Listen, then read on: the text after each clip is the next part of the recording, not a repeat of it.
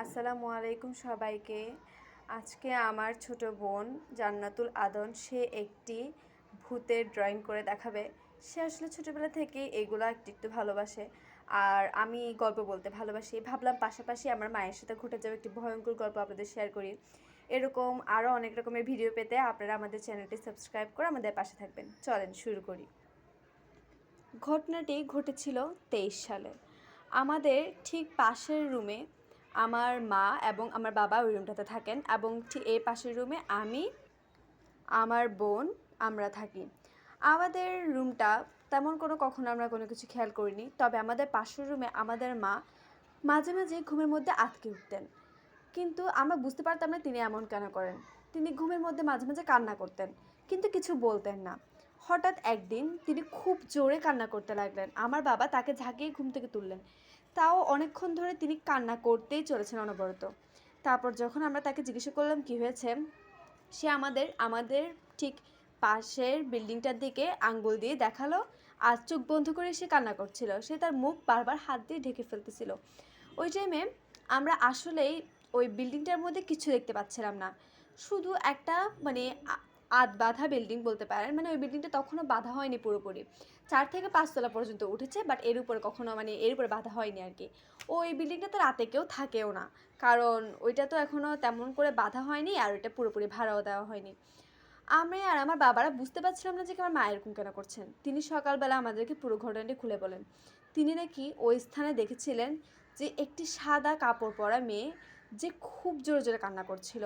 সে আমার মাকে বলছিল, আমার মায়ের নাম ধরে ডাকছিল এবং বলছিল, তুই কখন আমাকে সঙ্গ দিবি, কবে তুইও আসবে আমার জায়গায়। এটা বলে সে খুব জোরে জোরে কান্না করতে লাগলো। আমার মা ওটা দেখে খুব ভয় পায়, কিন্তু হঠাৎই সে বলে, কিন্তু সেই সময়টা তো বেশ দূরে নয়, তুই খুব তাড়াতাড়ি আমার জায়গায় চলে আসবি। এটা বলে সে জোরে জোরে হাসতে থাকে, আর আমার মা ভয়ে জোরে কান্না করতে থাকে। সে যখন দেখতে থাকে আমার মা জোরে ভয়ে কান্না করছে এবং আমার বাবা আমার মাকে ঝাঁকাচ্ছে, তখন সে ওই বিল্ডিংটি থেকে লাফ দিয়ে পড়ে যায়। এমনকি আমার মা সেই টাইমেই চোখ খুলে ফেলে, আর আবার সে চোখ বন্ধ করে জোরে জোরে কান্না করতে থাকে। কিন্তু তারপর কিছুক্ষণের মধ্যে আমার বাবা যখন জমজম করে পানি এনে আমার আম্মুর মুখে একটু ছিটে দেয়, তারপর আমার আম্মু আর সেদিন রাতের মতো আর কিছু করে নাই, তিনি ঘুমাই যান। এরপর দিন রাতে যেদিন আমার মা আবার ঘুমাতে যাচ্ছিল, আমার মা খুব ভয় পাচ্ছিল, কিন্তু আমার বাবা বলতেছিলেন বারবার, আরে এটা তেমন কিছু না, হয়তো তুমি একটা ভয়ঙ্কর স্বপ্ন দেখছো, এইটুকুই জাস্ট। ওই বিল্ডিংটা তো একটু নতুন, তো হইতে পারে ওইটা নিয়ে তুমি একটু বেশি চিন্তা করছিলে বিকালবেলা, এই টাইপের, তুমি এত ভয় টয় পেও না, তো এখানে কিছু হবে না, আরে কিছু হবে না, তুমি এত ভয় পেও না। তো আমার বাবা যখন এভাবে সান্ত্বনা দিতে থাকে, আমার মা বলে, হয়তো হইতে পারে যে কি আমি একটা ভয়ঙ্কর স্বপ্ন দেখছি, এই দেখে এত ভয় পাওয়ার কিছু নেই। আচ্ছা যাই হোক, আমি ঘুমাতে যাই।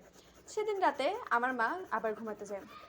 ওই দিন রাতে আমার বাবা রাতের ঠিক 2টোর দিকে হয়তো আমার বাবা একটু বের হয়েছিলেন বাইরে। তিনি সিগারেট খাওয়ার একটা অভ্যাস আছে, তাই তিনি নিচে গিয়ে সিগারেট কিনতে যান। আমার মা রুমে একাই ছিলেন, তো তিনি একটু মোটামুটি ভয় পাচ্ছিলেন। তিনি নাকি হঠাৎ দেখেন ওই দিনের ভূতটি সে আবার এসেছে। আত্মাটি আম্মুকে বারবার করে বলছে, তুই সবাইকে আমার কথা বললি কেন, সবাইকে তুই আমার কথা জানালি কেন, আজ তো তোকে আমি শেষ করে দেব। আচ্ছা, তার আগে তুই আমাকে কাপড় দে। সেই দিন সে আত্মাটি কোনো কাপড় ছাড়া এসেছিল। তার শরীর ছিল সম্পূর্ণ নগ্ন, একটি যুবতী মেয়ে। আমার মা তার দিকে তাকিয়ে বললেন, হ্যাঁ, তোমার যা কাপড় দরকার তুমি আমার ড্রয়ার থেকে নিয়ে যাও। ওই তো, সেই তার কাপড় ড্রয়ারটির দিকে আঙ্গুল দেখিয়ে বলল, যা খুশি নিয়ে যাও, শুধু আমাকে মেরো না, শুধু আমাকে মেরো না, শুধু আমাকে মেরো না। এটা শোনার পর আত্মাটি ওয়াশরুমে ঢুকে যায় একটি কাপড় নিয়ে। সেটা হচ্ছে আমার মায়ের একটি বিয়ের শাড়ি। যাওয়ার পর এর পরদিন থেকে আমার মাকে সেই আত্মাটি স্বপ্নে আসতে থাকে, এবং আমার মা কিছু আগের স্বপ্নগুলো দেখতে থাকে, আমার মায়ের বিয়ের স্বপ্ন। কিন্তু সেই ঘটনাগুলো ঘটতে থাকে, আমার মা বিয়ের আসরে বসে আছেন, আমার বাবা যখন ঢুকছেন ওই টাইমে আমার মা দেখেন ওইখানে আমার মা নেই, আমার মা দূরে বসে আছেন, আর ওই বিয়ের জায়গার মধ্যে একটি আত্মা। এটা কয়েকদিন টানা দেখার পর আমার মা বাবাকে শেয়ার করেন, এবং আমার বাবা বলেন এই ঘটনাটা একটু আমার কাছে অন্যরকম লাগছে। আর কিছুদিন ধরে নাকি আমার বাবারও মনে হচ্ছে আমার বাবার সাথে কেউ আছে। আমার বাবা প্রত্যেকটা কাজে, বিশেষ করে গোসল করা বা ওয়াশরুমে যাওয়া, এই টাইপের ছাড়াও আমার বাবার মনে হয় যে আমার বাবা আশেপাশে কেউ একজন আছে, যে আমার বাবাকে সর্বক্ষণ দেখছে, কানে কানে ফিসফিসিয়ে কিছু বলছে। তো আমার বাবা এটা নিয়ে একটু ভয় পেয়ে যায় এবং আমার বাবা বলে আমি চলো আমাদের গ্রামে একটি ভয়ঙ্কর ভূত তারাই এমন একজন হুজুর আছে ওনার সাথে একটু কথা বলে দেখতে পারি। আমার মাও সঙ্গে সঙ্গে রাজি হয়ে যায়। সেদিন রাতে আমি, আমার মা এবং আমার বাবা আর আমাদের বাসায় থাকি না, আমরা আমাদের সে দাদুর বাড়ি সে হুজুরটার কাছে চলে যাই। হুজুরটা আমার বাবাকে দেখে আমার বাবার হাত ধরে কিছু একটা দোয়া পড়তে থাকেন এবং কিছুক্ষণ পর বলেন, হ্যাঁ তোমার সাথে একটি জিন রয়েছে এবং সেই জিনটি মূলত তোমার স্ত্রীর পারমিশন পেয়ে এসেছে। এখন আমার আম্মু বলতে থাকে আমি তো কিসে কোনো কিছু পারমিশন দেইনি। তখন হুজুরটি বলেন আমার জিনটার সাথে একান্ত কথা বলা প্রয়োজন। তো আমাদেরকে আমরা ভাই বোনেরা ছিলাম ওই রুমে, আমাদেরকে বলেন তোমরা বাইরের রুমে চলে যাও, আমি তোমার মা বাবার সাথে কিছু পার্সোনাল কথা বলবো। ওই বলে নাকি আমরা বাইরে চলে আসি। তারপর আমার মা আমাদেরকে শেয়ার করেন যে কি তখন ওই রুমে হুজুরটা লাইট সবগুলো অফ করে দেয় এবং 3টা মোমবাতি জ্বালায়। মোমবাতি জ্বালিয়ে জিনটিকে হাজির করে। জিনটি বলতে থাকে আমি আমার যখন বয়স অল্প ছিল তখন আমি একটা ছেলে প্রেম করি, তবে সেই ছেলেটি আমাকে কোনোভাবে জাদুবন্দি করে আমাকে একটা বোতলবন্দি করে কর্ণফুলী ব্রিজের পাশ দিয়ে ফেলে দেয়, বোতলবন্দি করে ফেলে দেয়। সে হতে আমি আর কোনো দিন বের হতে পারি না। হঠাৎ কোনো এক ছোটো বাচ্চা আমাকে আমার বোতলটা খুব আকর্ষণীয় দেখে সে বোতলের ঢাকনা খুলে ফেলে এবং সঙ্গে সঙ্গে আমি সেখান থেকে বের হয়ে যাই। তবে বের হওয়ার পরও আমার মনে একটি বিয়ে করার ইচ্ছা জেগে থাকে। তার জন্য আমি চিন্তা করি এমন কোনো কারোর কাছে যেতে যার কাছে যাকে আমি বিয়ে করতে পারবো।